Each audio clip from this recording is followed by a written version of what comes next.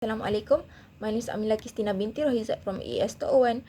Today, I'll be presenting my final project about the effect of sulfur dioxide on the biodiversity of lichen in poor polluted environments under the supervision of Dr. Asmida Ismail. Firstly, what is lichen? Lichens are a complex life form that is a symbiotic relationship between a fungus and a partner that contains chlorophyll such as green algae, cyanobacteria, or both. Lichens are very sensitive to air pollution due to their lack of cuticle and stomata, which makes them have minimal biological control over the gas exchange. Therefore, lichen makes a very good bioindicator of environmental quality, especially in terms of monitoring and indicating air pollution. This study aims to identify and measure the biodiversity of lichen in poor polluted environments and also to study the effect of sulfur dioxide, which is one of the main air pollutants, on the abundance of lichen.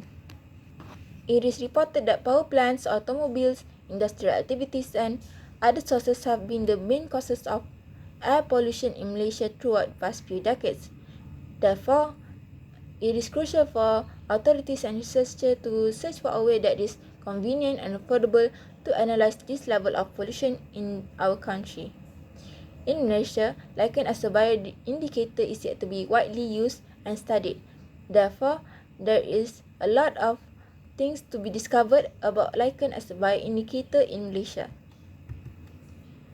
There are two objectives of this study.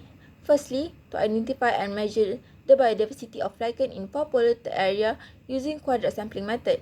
Second, to study the effect of sulfur dioxide pollution on the abundance of lichen. For the methodology, firstly, 4 sampling sites are chosen, which is Petaling Jaya Selangor, Nilai Negeri Sembilan, Bukit Rambai Melaka, and also Pasir Gudang Johor. These 4 sites are chosen because of their status as an industrial area, which makes them have higher pollution of sulfur dioxide compared to other states in Malaysia. For the sampling procedure, 15 cm times 15 cm quadrat are tied on 15 selected bugs on each side.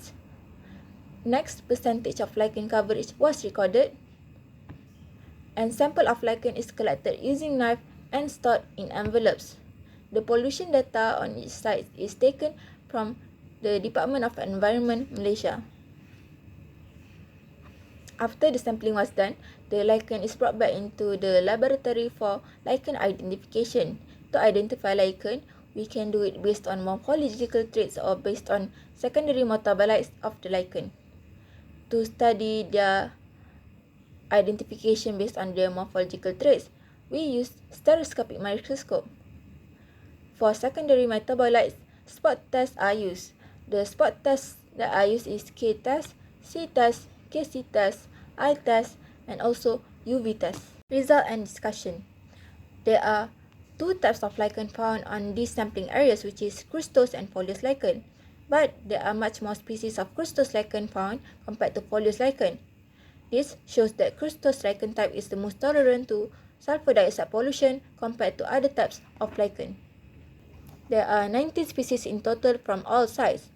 For each site, there are 9 species from 8 families found in Petaling Jaya, 9 species from 7 families found in Nilai, 10 species from 8 families found in Bukit Rambai, and 9 species from 8 families found in Pasir Gudang.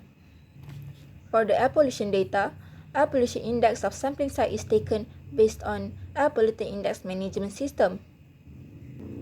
In this study, Pasir Gudang is the most polluted area with the API of 71, and Nilai is the least polluted area with the API of 57.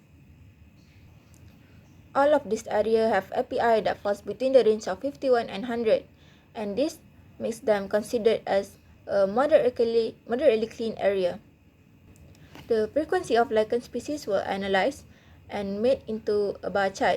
The bar chart shows that for Petaling Jaya, the Rhineria picta has the highest frequency, and for Nilai it is Pyxin subcinerea, for Bukit Rambai it is Palmdioxys hyperopta, and for Pasir Gudang it is Plictis argina. From all the sampling sites, there are only 2 species that were found on all across the 4 sampling sites, which is the Rhineria picta and Lepraria finki. An ANOVA test is done to analyze the mean of the frequencies and it is found that there is no significant difference between the means. Next, percentage coverage of lichen species were analysed and made into a bar graph.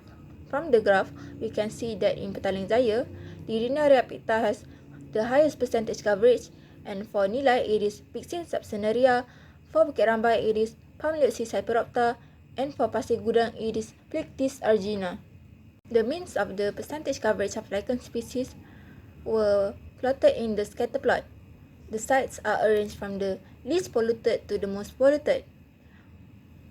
The number represents each site, with Nilai being the least polluted area represented by 1, Bukit Rambai represented by 2, Petaling Jaya represented by 3, and the most polluted area Pasir Gudang represented by the number 4.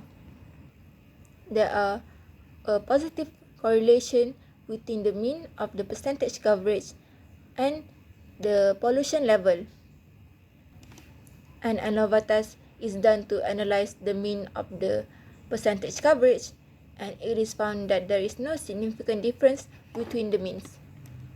As a conclusion, there are more crustostat lichen in this study compared to foliose lichen.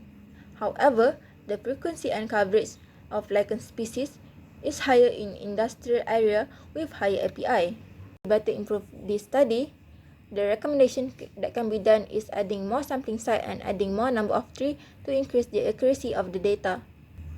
Also, this study only measure one parameter, so if possible, more parameters should be measured so that more aspects of lichen as bioindicator can be studied.